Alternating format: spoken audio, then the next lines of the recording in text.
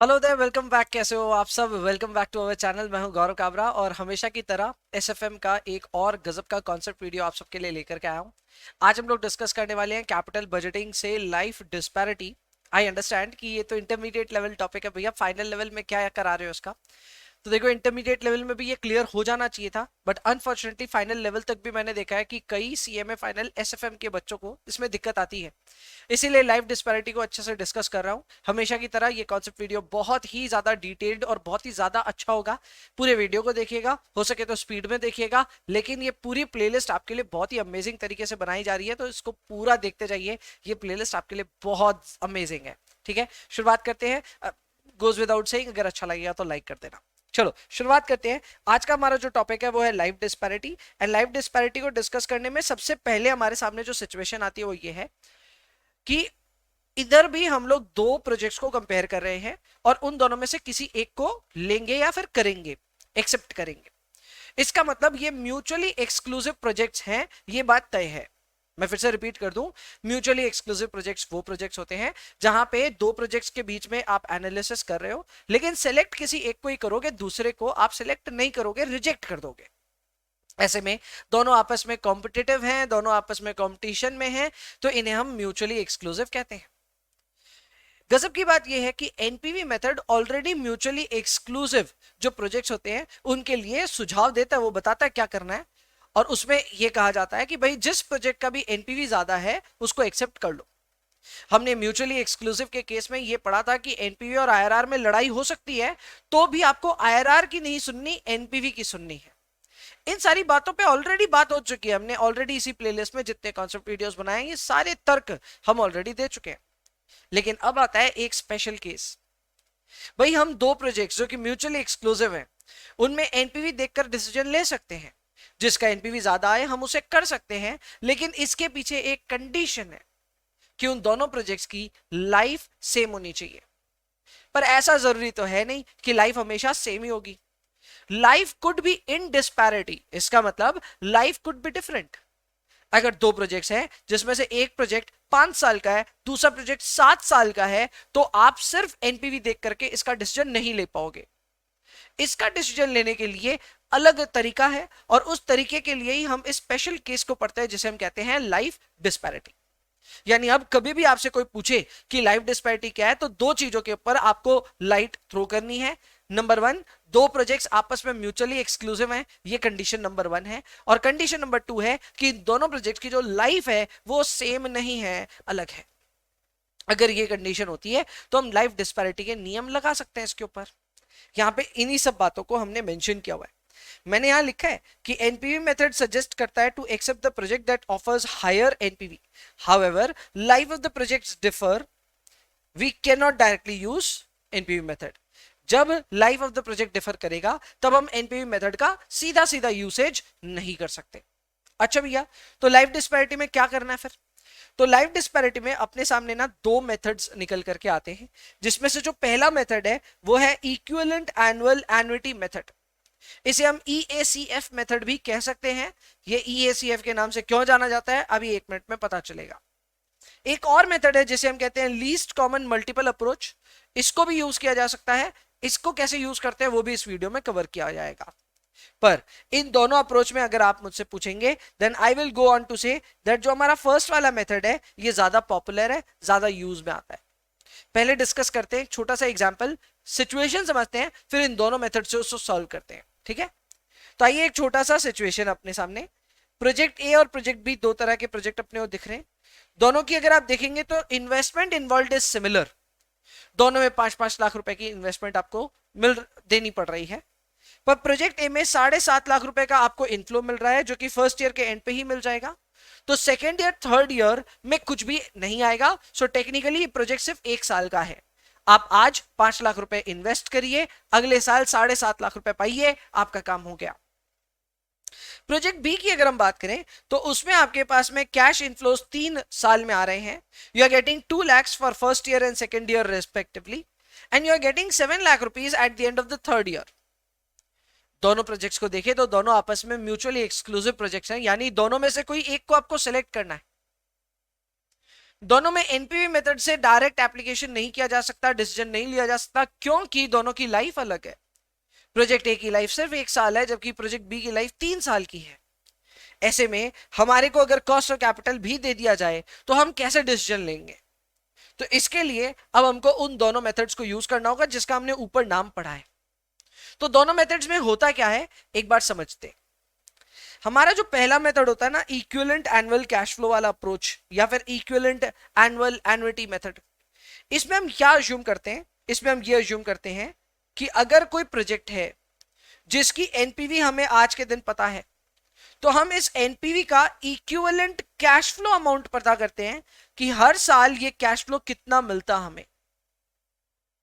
इसके साथ में हम ये भी अज्यूम करते हैं कि ये प्रोजेक्ट इनन्यूमरेबल टाइम्स रिपीट किया जा सकता है, यानी ये जो कैश फ्लोज है ये इंफिनिटी तक हमको मिलते जाएंगे। ये एक अजम्पशन लिया हुआ है हमारा।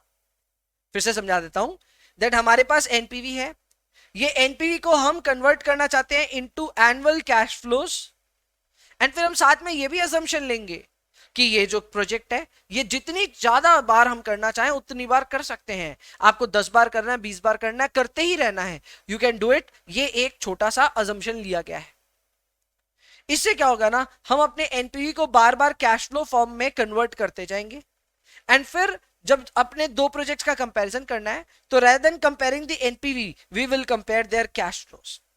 करके देखेंगे तो ज्यादा बेहतर समझ में आएगा, पर सीधा सीधा ऊपर ऊपर से बात समझाऊं तो हम अपने एनपीवी को कैश फ्लो लेवल पे कन्वर्ट करना चाहते हैं। एक बार कैश फ्लो लेवल पे कंपैरिजन हो जाए तो फिर जिसका कैश फ्लो एनुअल बेसिस पे ज्यादा होगा वो वाला प्रोजेक्ट एक्सेप्ट होगा। सर ये कैसे होगा भाई? आइए देखते हैं।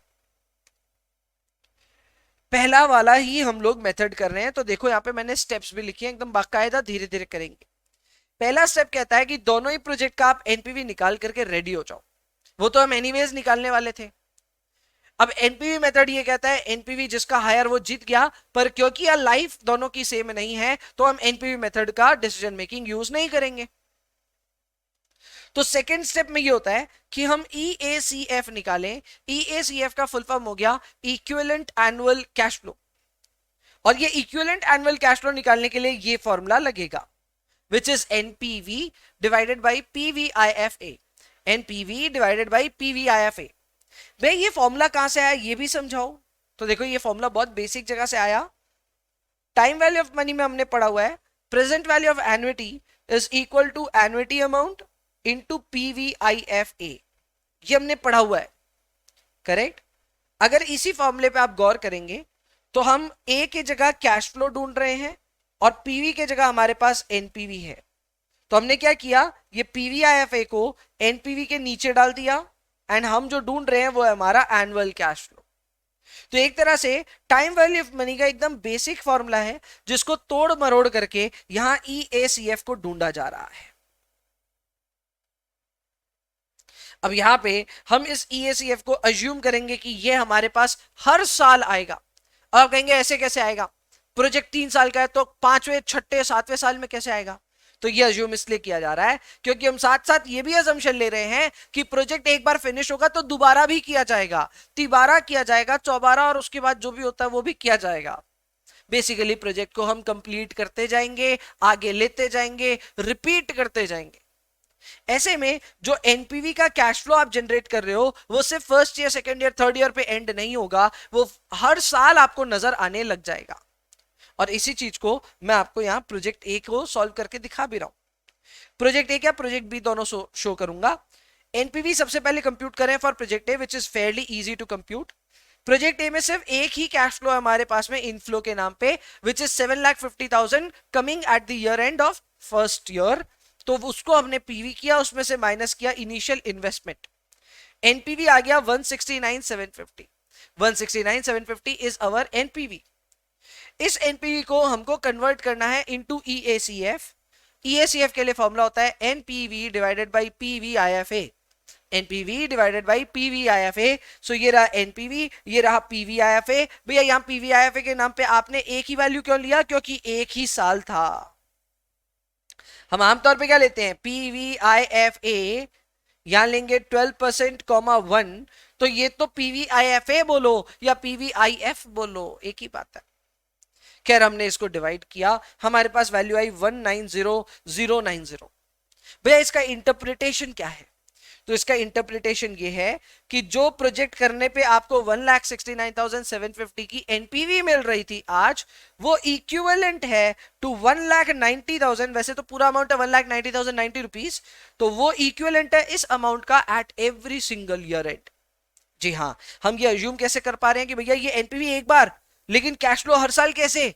नहीं नहीं नहीं, एक्चुअल में क्या है, ये एनपीवी भी बार बार आएगा। तो आपने फर्स्ट ईयर के बिगिनिंग में किया ये प्रोजेक्ट, तो सेकेंड ईयर के बिगिनिंग में भी आप ये प्रोजेक्ट करोगे, थर्ड ईयर के बिगिनिंग में भी करोगे, फोर्थ ईयर के बिगिनिंग में भी करोगे, एंड सो ऑन, आप इसे इंफिनिटी तक कंटिन्यू करोगे।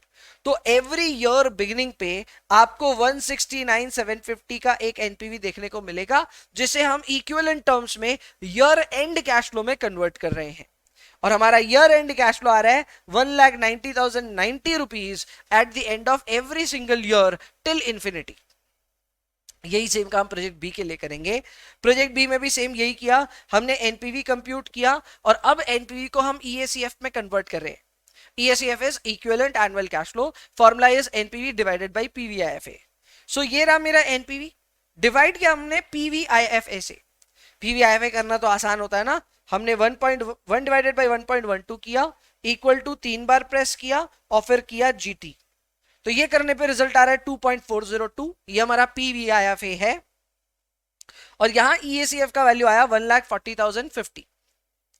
अब अगर इसको भी हम इंटरप्रेट करें तो इसका भी मतलब ऐसा ही निकल रहा है कि एनपीवी जरूर जीरो पे आपको नजर आ रहा है 3,36,000 समथिंग समथिंग, उसका इंटरप्रिटेशन ये है कि वो हर ईयर एंड पे 1,40,000 हमें देगा। जाहिर सी बात, आप क्वेश्चन करेंगे कि थर्ड ईयर के बाद कैसे देगा, 3 साल तक तो देना चाहिए। तो भाई 3 साल के बाद में हम इस प्रोजेक्ट को एक बार फिर से रिपीट करेंगे, तो 3 साल के एंड में वापस हमारे पास एनपीवी आ जाएगा 336,400 का। तो इसका मतलब फोर्थ ईयर, फिफ्थ ईयर, ऐसे करके इंफिनिटी तक ये सिलसिला चलता रहेगा and we will receive the annual cash flow of 1,40,040 rupees every single year. ठीक है, तो यहां पे दो ही बातों का ध्यान रखना है आपको। नंबर 1 ये बात का ध्यान रखना है कि आपके जो प्रोजेक्ट है उसके लिए ईएसीएफ निकलेगा एनपीवी डिवाइडेड बाय पीवीआईएफए, और जो भी ईएसीएफ आएगा इसको हम इंफिनिटी तक अज्यूम करेंगे, ये सोच करके कि प्रोजेक्ट जो है वो रिपीट हो रहा है, प्रोजेक्ट इज बीइंग रिपीटेड। अगर ऐसा होगा तो आप समझ करके चलना कि आपका ईएसीएफ लगातार आएगा। गोज विदाउट सेइंग, जिसका ईएसीएफ बेहतर होगा वो मेथड बेटर होगा, and this is clearly in case of project A. So project A में आपको ईएसीएफ हायर देखने को मिल रहा है, and that is where you should decide कि आपको कौन से प्रोजेक्ट में निवेश करना है, यानी इन्वेस्ट करना है। पूरी बात शुरुआत से लेके एंड तक एकदम लिमिटेड सेंटेंसेस में समझाऊं तो सिंपल सा हिसाब है जी कि म्यूचुअली एक्सक्लूसिव प्रोजेक्ट के केस में अगर लाइफ सेम ना हो तो उसे हम कहते हैं लाइफ डिस्पैरिटी का केस।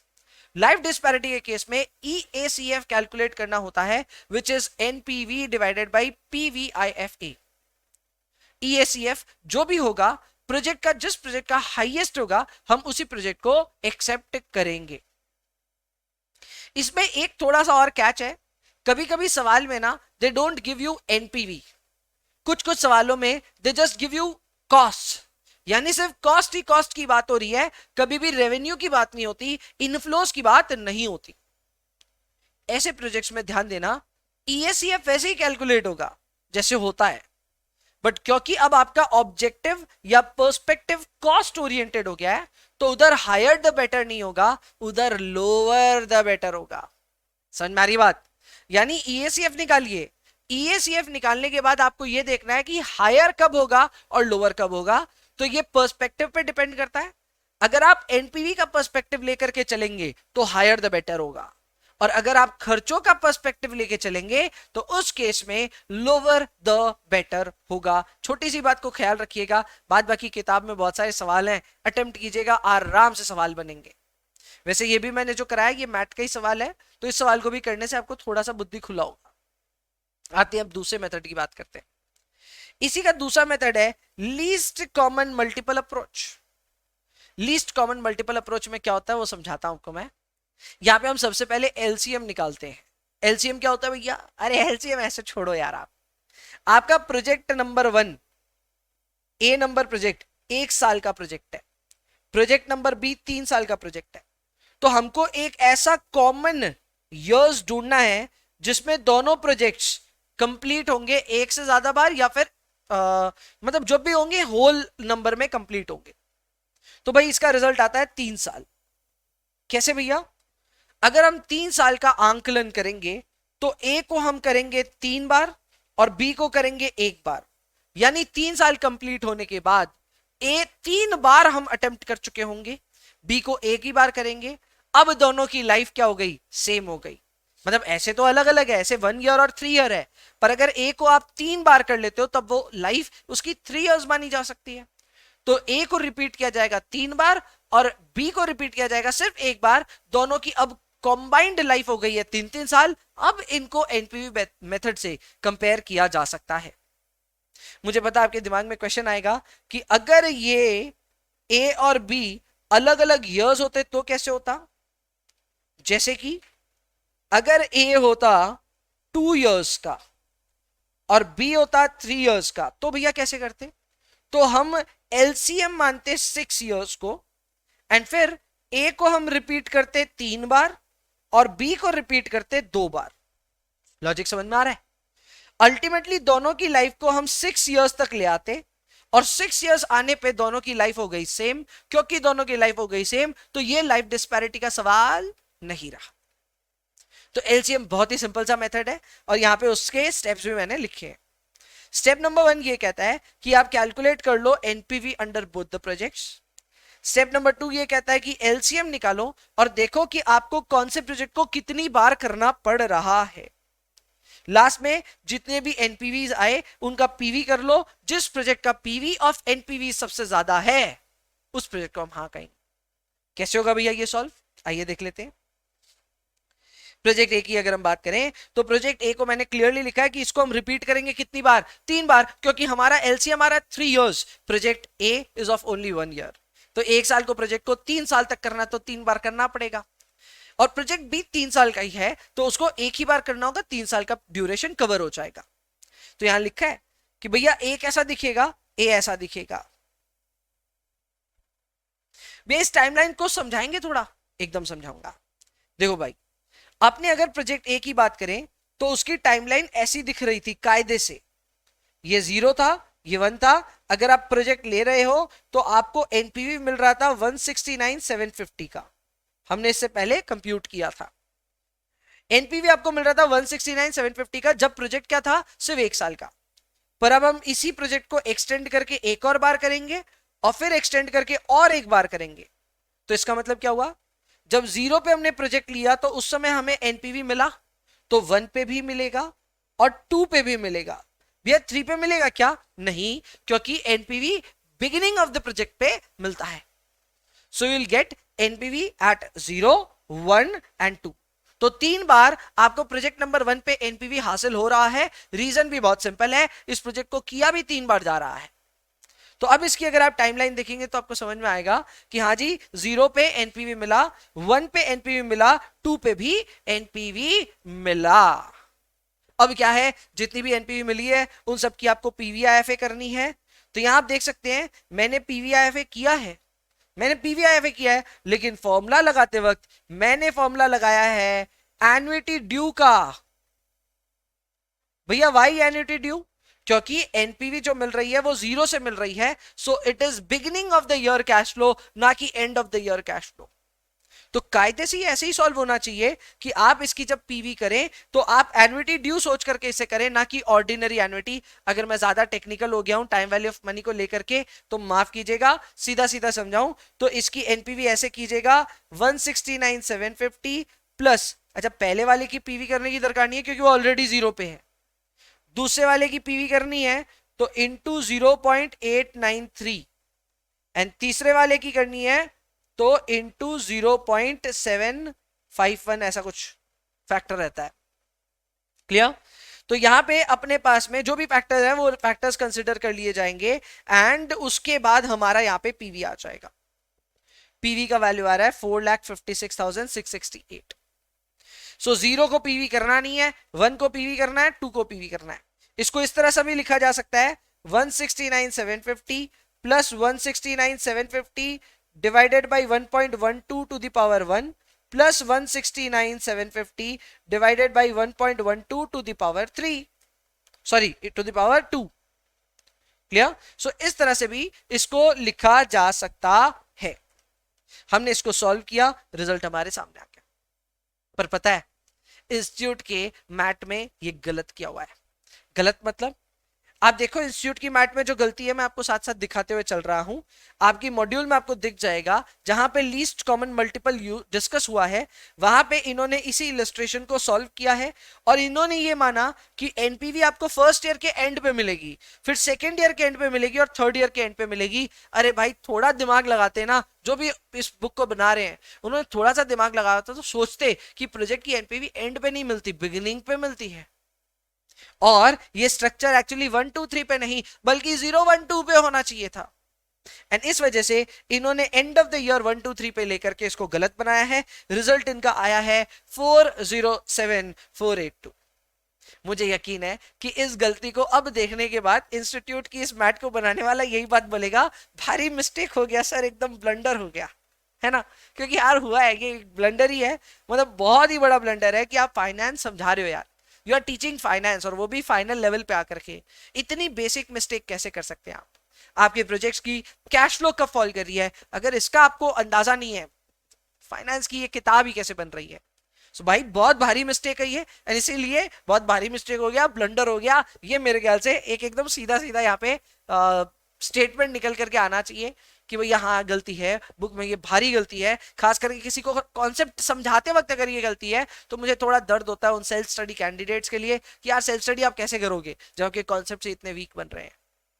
सो ये एक अटेम्प्ट है यार, ये एक अटेम्प्ट है कि इस प्लेलिस्ट से हम ऐसे वीडियोस बनाएं जो आपके कॉन्सेप्ट्स दुरुस्त करें। आई होप हम कर पा रहे हैं। अगर आपको ये थोड़ा सा भी क्लैरिटी मिल रहा है इस चीज को लेकर के तो बस बने रहिएगा इस प्लेलिस्ट में भी और वीडियोस पे लाइक वगैरह करते रहिएगा, कमेंट करते रहिएगा, इससे मेरे को भी बहुत प्रोत्साहन मिलता है। चलो जी आगे बढ़ेंगे, प्रोजेक्ट बी भी करके देख लेते हैं। तो भाई प्रोजेक्ट बी को करने का कोई दरकार नहीं है। प्रोजेक्ट बी का जो एनपीवी है 3,36,400 वो ऑलरेडी ईयर 0 पे ही है। इसको याद रखो, आपने रिपीट नहीं किया। प्रोजेक्ट ए को आपने 3 बार किया मैं मानता हूं, पर प्रोजेक्ट बी को तो एक ही बार किया और उसका एनपीवी ऑलरेडी 0 पे ही है, तो इसका फर्दर 0 पे लाने का जिम्मेवारी नहीं है। एंड इसीलिए यहां पे दोनों को डायरेक्टली अब कंपेयर किया जा सकता है। प्रोजेक्ट ए पे जो हमारी एनपीवी आ रही है वो आ रही है 4,56,000 के आसपास, जबकि बी की जो आ रही है वो 3,36,000 आ रही है। Clearly project A is a better project because उसका PV of NPVs is higher.